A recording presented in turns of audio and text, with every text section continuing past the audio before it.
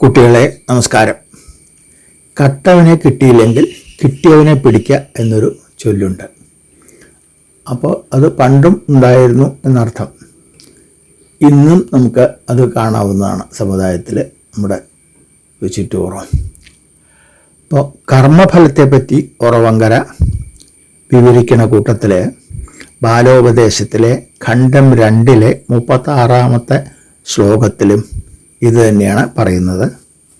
ശ്ലോകം ഇതാണ്: കക്കാത കണ്ടൊരുവനെ കളവൽ പിടിച്ചു സർക്കാരിതാ തെളിവെടുത്തു വിലങ്ങു പോട്ടാൻ സൽക്കാരമേറ്റു പുകഴുന്നു കവർണ ചോരൻ ദുഷ്കർമ്മമന്യനുടയാണു പഴുത്തതപ്പോൾ.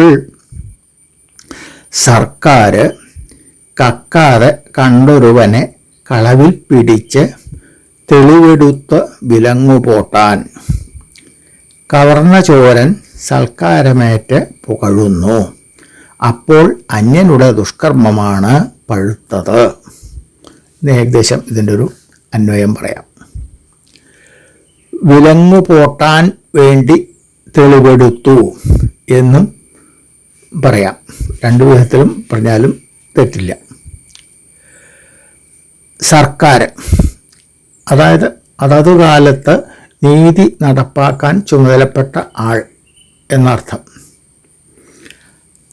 കക്കാതെ, മോഷ്ടിക്കാതെ, മോഷണം ചെയ്യാതെ ഇരിക്കുന്ന ഒരുവനെ, മുമ്പിൽ കണ്ട ഒരാളെ അർത്ഥം.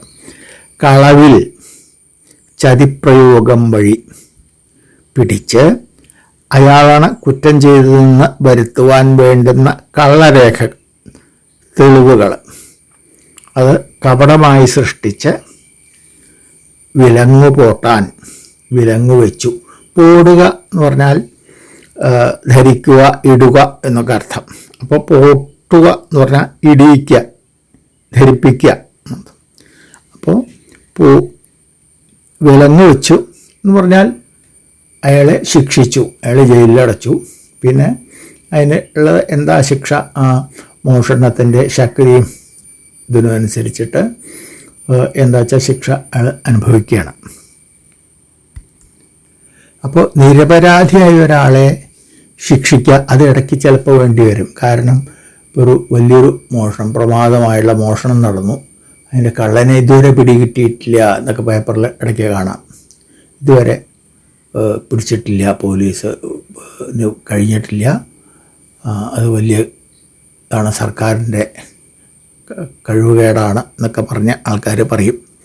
അപ്പോൾ അതിന് ആരെങ്കിലും ഒരാളെ ജയിലിലിടുക എന്നുള്ളൊരു സമ്പ്രദായം പണ്ടുണ്ടായിരുന്നു, ഇപ്പോഴും ചിലപ്പോൾ നടക്കുന്നുണ്ട്. അപ്പോൾ നിങ്ങൾ വിചാരിക്കാം, അപ്പോൾ നിരപരാധിയെ പിടിച്ച് ജയിലിലിട്ടു, ചിലപ്പോൾ ശരിയായ മോഷ്ടാവ് എന്ത് പറ്റി അയാൾക്ക് എന്ന്. അയാളുടെ കഥയാണ് ഉത്തരാർദ്ധത്തിൽ കവി പറയണത്. സൽക്കാരമേറ്റു പുകഴുന്നു കവർണ ചോരൻ. യഥാർത്ഥത്തിൽ കട്ടുള്ള ചോരൻ ഉണ്ടല്ലോ, കള്ളൻ, മോഷ്ടാവ്, അയാൾ സൽക്കാരമേറ്റ് നടക്കുകയാണ്. പുകഴുന്നു, പേര് കൂടി വരുന്നു അയാൾക്ക് എന്നർത്ഥം. അതായത് അയാൾ മഹാകേമനാണ്, അയാൾ ഇന്ന പണികൾ ചെയ്തിട്ടുണ്ട്, അയാൾക്ക് ഇവിടെ ഒരു സൽക്കാരം, അവിടെ ഒരു സൽക്കാരം, അവിടെ ഒരു പൊന്നാടണിയിക്കൽ, അങ്ങനെ ഇല്ല, പല സൽക്കാരമേറ്റും കൊണ്ടിങ്ങനെ നടക്കവും ഈ സത്യത്തിൽ മോഷ്ടിച്ച ആ വിദ്വാൻ എന്നർത്ഥം. അപ്പോൾ ഇത് പണ്ടും നടക്കുന്നുണ്ട്, ഇന്നും നടക്കുന്നുണ്ട്. അപ്പോൾ ഇതിൽ നമുക്ക് ഇത് മനസ്സിലായാലും നമുക്കതിൽ കാര്യമായിട്ടൊന്നും ചെയ്യാൻ കഴിയില്ല. അപ്പോൾ അതിൽ നിന്ന് ഒരു പാഠം പഠിക്കണം എന്നുള്ളതാണ്. അപ്പോൾ അത് എങ്ങനെയാണ്?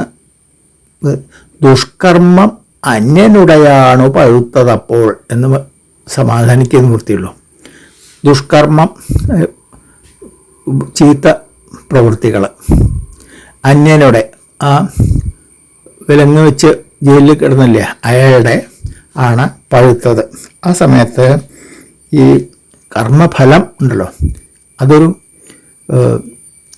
പാകായി പഴുത്താലാണ് നമുക്ക് ഫലം കഴിക്കാറുള്ളൂ. മറ്റേ അതുവരെ കായയാണല്ലോ. അപ്പോൾ ഫലം ആയിട്ടത് അല്ലെങ്കിൽ കഴിക്കാൻ പാകത്തിലാവുന്നത് അത് നല്ലോണം പഴുക്കുമ്പോഴാണ്. അപ്പോൾ ആ അന്യൻ്റെ, അതായത് ജയിലിൽ കിടക്കാൻ ഉള്ള നിരപരാധിയായുള്ള ആൾ, അയാളുടെ അപരാധം ഇപ്പോൾ നടന്നതല്ല, പണ്ട് ആണ് അയാൾ പല കർമ്മങ്ങളും ചെയ്തിട്ടുണ്ട്. ഈ ജന്മത്തിലോ അല്ലെങ്കിൽ മുജ്ജന്മത്തിലായിരിക്കാം. അത് പഴുത്ത് പാകമായി ഉപയോഗയോഗ്യമായിട്ട് അനുഭവിക്കാൻ പാകത്തിലുള്ള സമയം വന്നത് ഇപ്പോഴായിരിക്കും. അത് കാരണമാണ് അയാൾക്ക് അങ്ങനെ ഒരു സ്ഥിതി വന്നത്. എന്തായാലും നമ്മൾ ദുഷ്കർമ്മം ഒരുവിധം കഴിയുന്നത്ര ഒഴിവാക്കിക്കൊണ്ടിരിക്കണം കുട്ടികളെ എന്നാണ് കവിയുടെ പ്രധാനമായിട്ടുള്ള ഉപദേശം ഈ ശ്ലോകത്തിൽ നിന്ന്. ദുഷ്കർമ്മം ചെയ്യരുത്, അത് ചെയ്തു കഴിഞ്ഞാൽ അതിൻ്റേതായുള്ള ഫലം, അതിൻ്റെ ദുഷ്ഫലം എന്ന് പറയട്ടെ, അത് ഭാവിയിൽ ഈ ജന്മത്തിൽ അല്ലെങ്കിൽ അടുത്ത ജന്മത്തിലും ഉപയോഗിക്കേണ്ടി വരും. അത് കാരണം അത് ഒഴിവാക്കുക എന്നാണ്. അപ്പം ഇങ്ങനൊരു സംഭവം ഉണ്ടായാലും അതും നമുക്കൊരു ഗുരുവിനെ പോലെ കണക്കാക്കി അതും നമ്മൾ പാഠം പഠിച്ചിരിക്കണം. അതാണ് കവി ഈ ശ്ലോകം കൊണ്ട് പറയുന്നത്. നമുക്ക് ഈ ശ്ലോകം ഒന്നുകൂടി ചൊല്ലാം. കക്കാതെ കണ്ടൊരുവനെ കളവിൽ പിടിച്ചു സർക്കാരിതാ തെളിവെടുത്തു വിലങ്ങു പോട്ടാൻ, സൽക്കാരമേറ്റു പുകഴുന്നു കവർന്ന ചോരൻ, ദുഷ്കർമ്മമന്യനുടയാണു പഴുത്തതപ്പോൾ.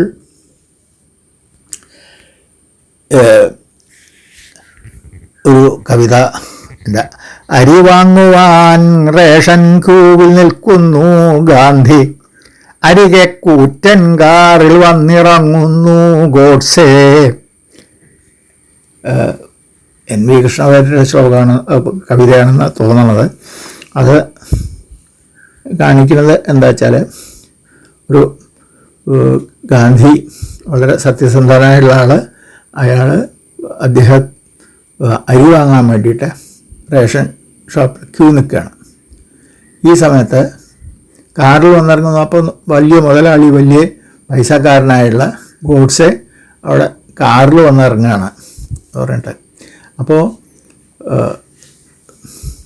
കർമ്മഫലം പല വിധത്തിലും വരും. ചിലപ്പോൾ നല്ല ആൾക്കാർ ചില വിഷമിക്കുന്നതായിട്ട് കണ്ടു എന്ന് വരാം. ദുഷ്ടന്മാരായുള്ള ആൾക്കാർ വലിയ പത്രാസിൽ ജീവിക്കുന്നതായിട്ടും നമുക്ക് തോന്നാം. പക്ഷെ അതൊക്കെ മുജ്ജന്മ ഫലമാണ്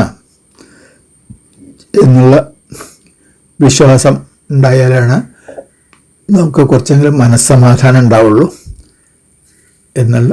അതുപോലെ ആണ് ഈ ഉറവങ്കര ഈ ശ്ലോകത്തിൽ ഈ കർമ്മഫലത്തെ പറ്റി വിസ്തരിച്ചിട്ടുള്ളത്. നമുക്ക് ഈ ശ്ലോകം പഠിക്കാം. അടുത്ത ശ്ലോകം അടുത്ത ദിവസമാവട്ടെ. എല്ലാവർക്കും നമസ്കാരം.